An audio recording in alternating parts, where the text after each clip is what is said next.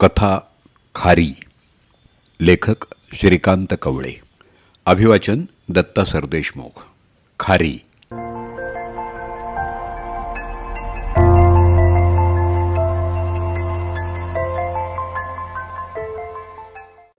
ही घटना 2018 मधली आहे.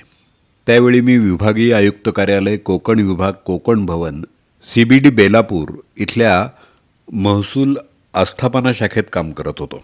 अशाच एका दिवशी माझ्या मित्राबरोबर दुपारी 4:30च्या सुमाराला चहा घेण्यासाठी आयुक्त कार्यालयाच्या बाहेर असलेल्या रोड नजीकच्या टपरीवर गेलो होतो. टपरीवाल्याला 2 कटिंगची ऑर्डर दिली आणि आम्ही दोघं तिथं मांडलेल्या स्टूलावर बसलो. चहाचे घुटके घेत असताना समोरच्या फुटपाथवर एक खारी बटर विक्रेता त्याची मोठी पेटी घेऊन गिराईकाची वाट पाहत थांबला होता. आजूबाजूला लोकांची वर्दळ सुरू होती. इतक्यात एक 30मधली बाई आणि तिचा लहानगा मुलगा तिथून जात होते. बाईच्या अंगावर विटलेली साडी आणि मुलाच्या अंगात खराब झालेला शर्ट घातला होता. त्याच्या चड्डीचा पत्ताच नव्हता. एकूणच पाहता ती बाई कष्टकरी, गरीब आणि परिस्थितीनं गांजलेली असावी असं दिसत होतं. खारी विक्रेत्याकडे असलेली खारी पाहताच त्या मुलाच्या डोळ्यात एक वेगळी चमक मला दिसली. ते मूल त्या खारीवाल्याच्या दिशेनं झेपावलं. त्याला खारी हवी होती, पण त्या अभागी आईचं दुर्दैव असं की तिच्याकडं खारी घेण्याइतपत पैसे नव्हते. बाईनं मुलाची समजूत घातली, पण मूल रडवेल्या चेहऱ्यानं गुमान आईच्या हाताला भेलखांडत पुढचा रस्ता चालू लागला. माझ्या मनात प्रचंड कालवा झाली. कुणास ठाऊक मला अचानक काय झालं. मी त्या खारी विक्रेत्याकडून अर्धा किलोचं खारीचं पाकिट विकत घेतलं आणि पुढं सरसावून त्या मुलाच्या हातात दिलं. मुलाची आई देखील एक क्षणभर विस्मयचकित झाली, पण माझ्या आग्रहाखातर तिचा खारी न घेण्याचा विचार मावळला आणि त्या मुलाच्या चेहऱ्यावर उमटलेले भाव पाहून मी मात्र कृतकृत्य झालो. श्रोतेहो, त्या प्रसंगामुळं मी 40 वर्ष मागं गेलो. तेव्हा मी 2रीमध्ये शिकत होतो. अलिबाग तालुक्यातल्या सारळ या खेड्यात मी राहत होतो. माझ्या चुलत बहिणीचे यजमान दुबईमध्ये कामाला होते. सुट्टीच्या निमित्तानं ते गावी आले होते. मे महिना होता. सकाळची वेळ होती. असाच एक खारीवाला त्याची भली मोठी पेटी घेऊन अलिबाग म्हणजेच तालुक्याच्या गावावरून खारी, बटर, नानकटाई विकायला गावात दाखल झाला होता. खारी विकत घेण्यासाठी लोकांची लगबग सुरू झाली. इतक्यात माझ्या भाऊजींनी घराबाहेर येऊन 1 किलो खारी आणि नानकटाई विकत घेतली.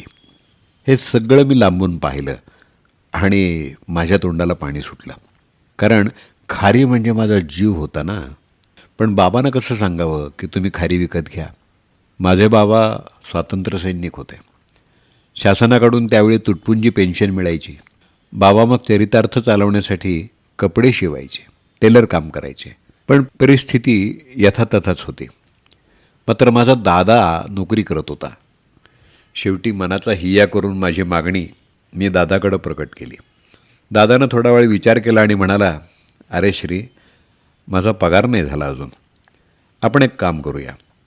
माझा पगार 1 तारखेला होईल. मग आपण खारी विकत घेऊया. चालेल का? माझ्या बालमनाला ते पटलं असावं बहुतेक आणि मी होकारार्थी मान हलवली. दिवस जात होते. खारीला मी विसरलो होतो. असाच एक रविवार उजाडला आणि सकाळी आईनं मला हळूच साद घालून अंथरुणातून उठवलं. म्हटलं, अरे श्री, उठ, 8 वाजले. मी चुळबुळ करत उठलो. रविवार असल्यामुळे शाळेला सुट्टी होती. तोंड धुतलं आणि चुलीमधली राखुंडी घेऊन बोटानं दात घासले. मे महिना असल्यामुळं मस्तपैकी थंड पाण्यानं आंघोळ करून मचुटी म्हणजे घराचा हॉल तिथं जाऊन बसलो. आईनं 1 कप दूध आणलं आणि सोबतच्या बशीमध्ये काहीतरी होतं. बशीतला पदार्थ पाहून मी उडालोच. कारण बशीमध्ये चक्क माझ्या स्वप्नातली खारी होती. मग काय, दूध, खारी आणि त्याच्याबरोबर पिवळी बारीक शेव असा खमंग बेत होता.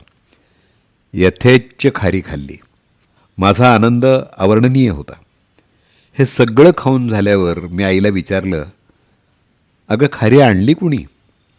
माझ्या मागं दादा हसत उभा होता. म्हणाला, अरे कालच माझा पगार झाला. मग मला तुझी आठवण झाली. अलिबागवरून येताना 1 किलो खारी घेऊन आलो. जशाचा तसा हा प्रसंग माझ्या डोळ्यापुढं तरळून गेला आणि नकळत डोळ्यांच्या कडा ओल्या झाल्या.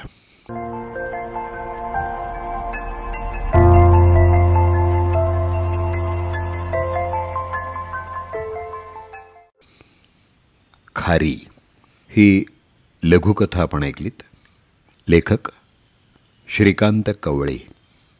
त्यांचा मोबाईल नंबर 9850487748. अभिवाचन दत्ता सरदेशमुख. 8329730186.